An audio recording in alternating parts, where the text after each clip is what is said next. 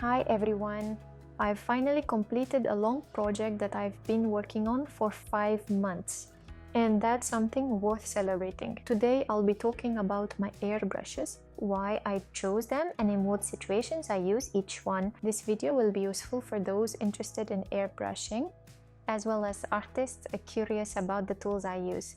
I'm sharing only my personal opinion here based on my own experience. For several years now, I've been using 2 airbrushes actively, and each one serves a specific purpose.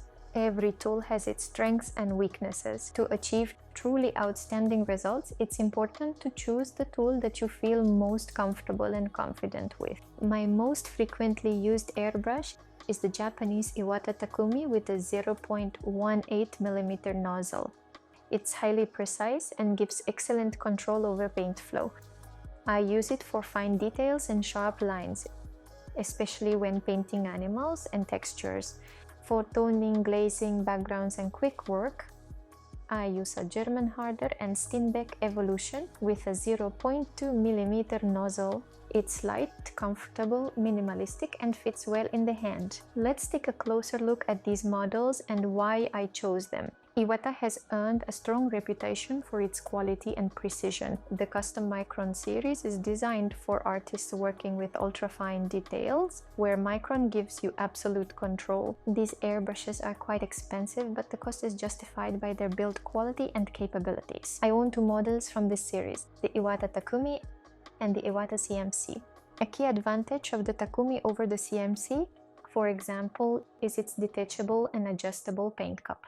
Since I often work on curved and awkward surfaces, I can reposition the cup for optimal angle and comfort without spilling paint. As you can see, I'm right-handed, but this airbrush is equally comfortable for left-handed users. I use this airbrush exclusively with black and white automotive-based paints, as they pass easily through the fine nozzle without clogging. Iwata uses threaded nozzles, so you need a small special wrench to remove and clean them. However, automotive paints are self-dissolving due to their solvent content, so I can skip full disassembly for long periods and just do a quick back bubbling flush, which saves a lot of time. Another advantage is the removable paint cup, which you can easily replace. On the CMC, if the cup gets scratched or washed out, you'd have to replace the whole airbrush body. Definitely a downside. The Iwata Takumi has been my loyal companion for about 3 years.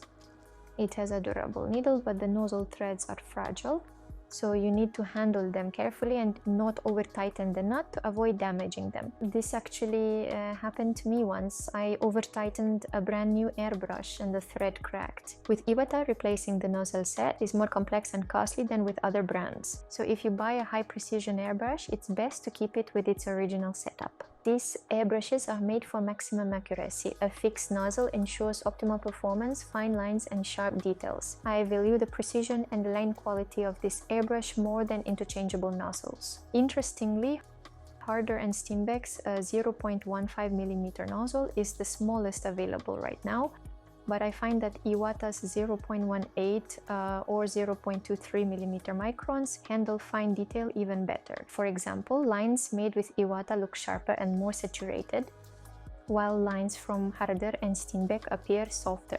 To make a line with Harder and Steenbeck look sharper, I need to go over it twice.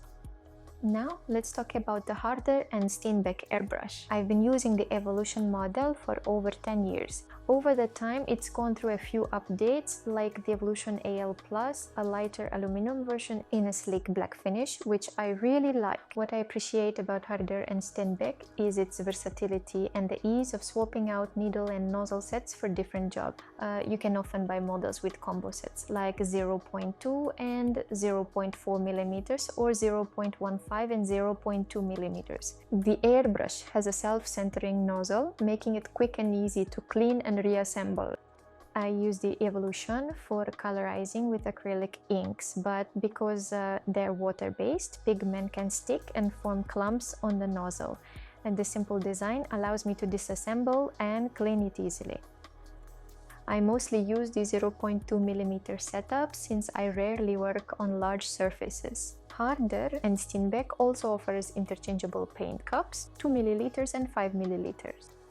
The parts, unlike nozzles and needles, are often interchangeable across the product line and priced reasonably. Currently, I'm also testing the Harder and Steenbeck Infinity, which includes upgrades for even greater precision. It is equipped with trigger travel adjustment and has a more responsive feel, which in my opinion is quite noticeable. Let's talk about features like air pressure and needle travel adjustment. I don't really use these features. My compressor maintains a stable 3-bar pressure, which is perfect for my work. As for needle travel adjustment, think of it like learning to drive a manual transmission car. I believe it's better to first learn to drive that kind of car to really feel and understand the controls. So my recommendation is not to make things easier by relying on these features, but to learn to control the tool with greater precision to achieve new results and really feel the airbrush. For me, these mechanisms just add extra weight to the tool, especially since I hold it in my hand for more than 6 hours a day. They're also an extra cost for a feature I don't use. I wonder how many people actually use these features. The trigger. What should it be like? First and foremost, comfortable. The trigger plays a key role in accuracy and ease of use. The right trigger can greatly improve your comfort and spraying accuracy. Iwata airbrushes often offer trigger tension adjustment, allowing you to customize the feel, softer or firmer. Softer trigger is better for long sessions. I prefer a medium resistance, not too soft, not too hard. Too soft can lead to overspraying by accident, and too hard quickly tires the hand. The Infinity model also has trigger adjustment, while Evolution does not. It has a standard setting. The triggers on Iwata and Harder and Steenbeck airbrushes also have their own distinctive design and feel. Harder and Steenbeck triggers have softer, more rounded edges, while the Iwata Custom Micron series features more angular ones, which during long hours of work can cause discomfort in the tip of my finger. Iwata's cheaper models often have teardrop-shaped triggers. In my experience, they feel slippery and uncomfortable. Iwata triggers have a stable support leg inside the body, which helps reduce internal wear. Harder and Steenbeck uses a spherical trigger base that can shift slightly during use. This causes extra wear on the airbrush body and friction between parts, which eventually affects performance. Sometimes I have to replace the trigger, but if the body is already too worn, it quickly wears out the new trigger as well. It's important to note that not long ago, Harder and Steenbeck updated the trigger design in some of their models. The new versions have more precise fittings and better stabilization of the trigger position, specifically to reduce play and wear inside the body. However, the one I'm using is still the older type, and I'm waiting for the new triggers to become widely available so I can test them myself. Overall, I prefer Iwata's trigger, but I've slightly modified it using hot glue to make it more comfortable during long sessions. I'd also like to purchase a customized trigger from Drew Blair someday and compare the difference. Harder and Steenbeck's trigger has also been updated. In the world of airbrushing, there are other interesting models with new technologies and innovations. For example, here I'm holding the limited edition Custom CS. It's a modern version of the classic Eclipse series from Iwata, known for versatility and compatibility with various paints, including metallics, pearls, and base coats, without heavy thinning. It has a 15ml cup with a lid, which is great for large surfaces, though it does make the airbrush heavier.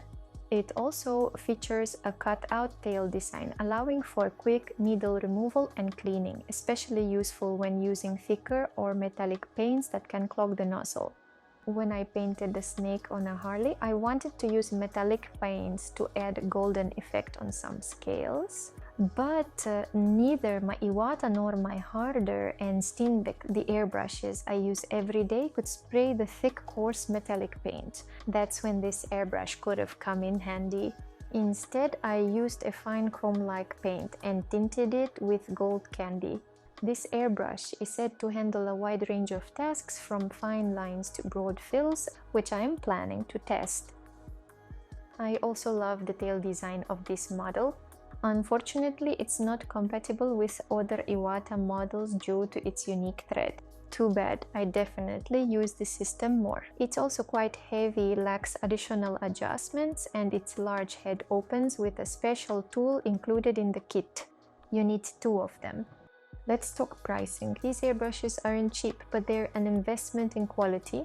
Each serves its own purpose and they've fully justified themselves. I'm not saying a beginner should spend a lot right away, but if you're planning to do this seriously and for clients, good tools make your work more consistent and predictable. So we've talked about Japanese and German airbrushes. Now let us discuss why I don't use Chinese ones.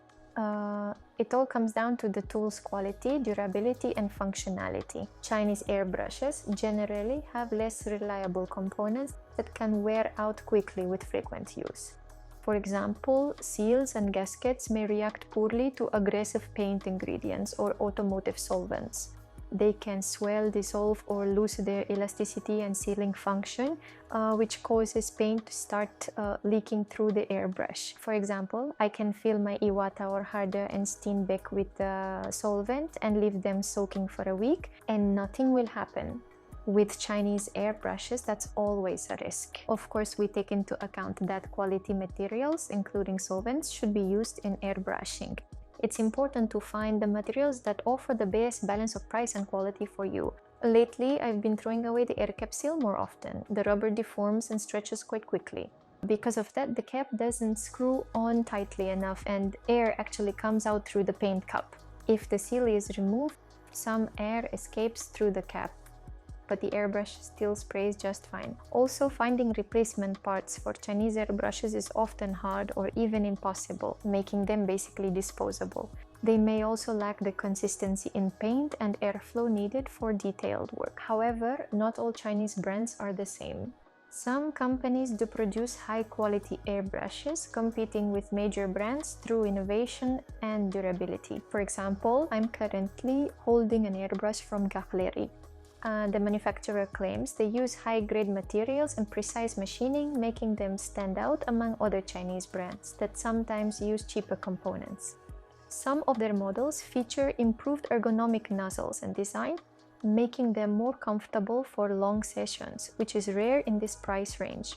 This one looks great. I really like the square body shape. It feels very comfortable in the hand. We'll definitely test and review this model in the next video. Online, you can find airbrushes for every taste and budget, but with so many options, it's easy for beginners to get lost. Tell me, what airbrushes do you use? How long have you had them? And what drew you to the model you chose? When I was 16, my dad and I were choosing my first airbrush. I trusted his choice. He is the kind of man who reads everything and makes the best decision. That's how my first airbrush became a Harder and Steenbeck evolution. I wish everyone to find their perfect airbrush, or maybe even a few, and someone who will support you in your beginnings or along your journey in the world of airbrushing.